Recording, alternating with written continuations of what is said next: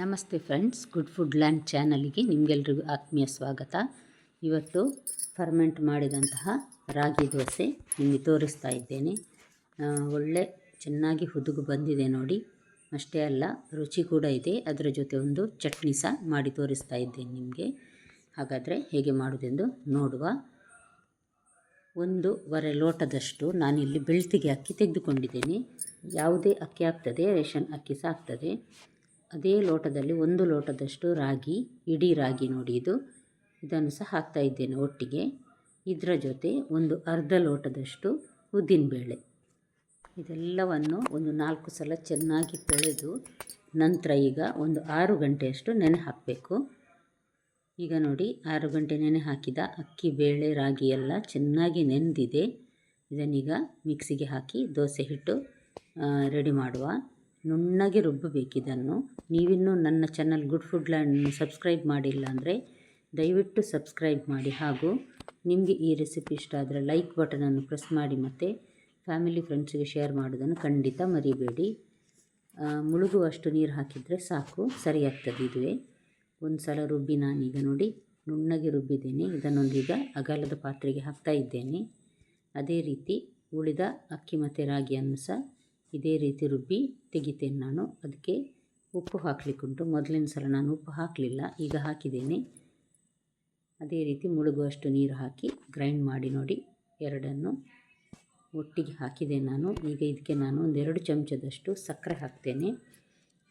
ಪ್ರತಿ ಸಲ ನೀವು ನೋಡಿರ್ಬೋದು, ನನ್ನ ದೋಸೆಯ ವೀಡಿಯೋದಲ್ಲಿ ನಾನು ಸಕ್ಕರೆ ಸ್ವಲ್ಪ ಹಾಕ್ತೇನೆ. ಬೇಡ ಅಂದರೆ ಹಾಕ್ಕೊಳ್ಳೋದು ಇರಬಹುದು, ಒಳ್ಳೆ ಫರ್ಮೆಂಟ್ ಆಗ್ತದೆ ಅಂತ. ಚೆನ್ನಾಗಿ ಈ ರೀತಿ ಒಂದು 5 ನಿಮಿಷ ಮಿಕ್ಸ್ ಮಾಡಬೇಕು ನೋಡಿ. ಈ ರೀತಿ ಬೀಟ್ ಮಾಡಿಕೊಂಡು ಇಷ್ಟು ತೆಳು ಇಟ್ಟರೆ ಸಾಕು, ತುಂಬ ದಪ್ಪ ಇಡಬಾರ್ದು.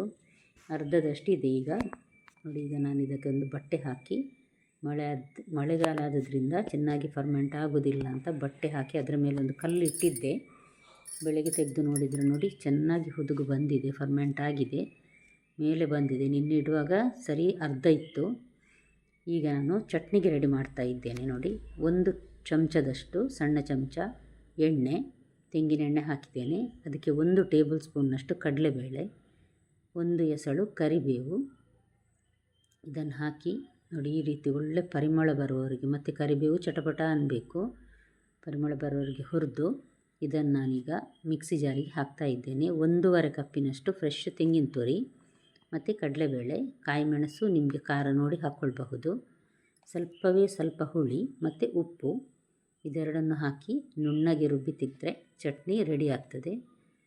ಒಂದು ದೊಡ್ಡ ತುಂಡು ಶುಂಠಿ, ನಾನು ದೊಡ್ಡ ತುಂಡೇ ಹಾಕ್ತೇನೆ, ಒಳ್ಳೆಯದಾಗ್ತದೆ ಮತ್ತು ಟೇಸ್ಟ್ ಕೂಡ ಚೆನ್ನಾಗಿರ್ತದೆ. ಮೊದಲೊಮ್ಮೆ ಸ್ವಲ್ಪ ನೀರು ಹಾಕಿ ನಾನು ರುಬ್ಬಿ ನಂತರ ಸ್ವಲ್ಪ ನೀರು ಹಾಕಿ ನುಣ್ಣಗೆ ರುಬ್ಬಿ ತೆಗಿತೇನೆ ನೋಡಿ. ಈಗ ಇದನ್ನು ನಾನೀಗ ಕಪ್ಪಿಗೆ ಹಾಕ್ತಾ ಇದ್ದೇನೆ. ಚಟ್ನಿ ನಾನು ಹೆಚ್ಚಾಗಿ ಈ ಕಪ್ಪಲ್ಲಿ ಮಾಡೋದು. ಈಗ ನಾನಿಲ್ಲಿ 1 ಟೇಬಲ್ ಸ್ಪೂನ್ನಷ್ಟು ತೆಂಗಿನ ಎಣ್ಣೆ, ಅರ್ಧ ಟೀ ಸ್ಪೂನ್ನಷ್ಟು ಸಾಸಿವೆ, 1 ಕಾಯಿ ಮೆಣಸನ್ನು ಸಣ್ಣಗೆ ಕಟ್ ಮಾಡಿ ಹಾಕಿದ್ದೇನೆ, ಸ್ವಲ್ಪ ಕರಿಬೇವು.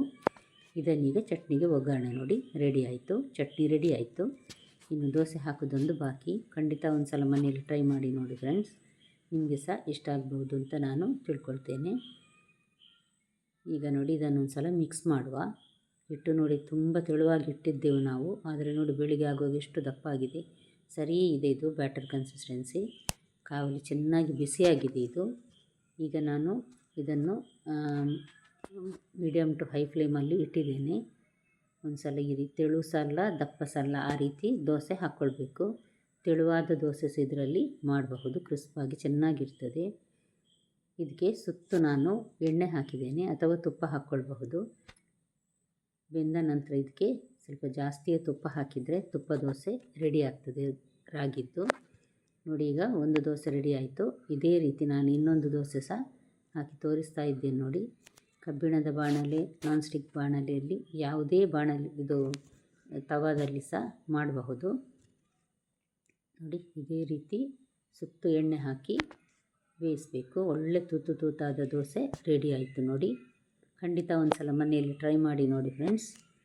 ಲೈಕ್ ಬಟನನ್ನು ಪ್ರೆಸ್ ಮಾಡೋದನ್ನು ಖಂಡಿತ ಮರಿಬೇಡಿ. ನಾಳೆ ಇನ್ನೊಂದು ಹೊಸ ರೆಸಿಪಿಯೊಂದಿಗೆ ನಿಮ್ಮನ್ನು ಮತ್ತೆ ಭೇಟಿಯಾಗ್ತೇನೆ. ನೋಡಿದ ಎಲ್ಲ ವೀಕ್ಷಕರಿಗೆ ಧನ್ಯವಾದ.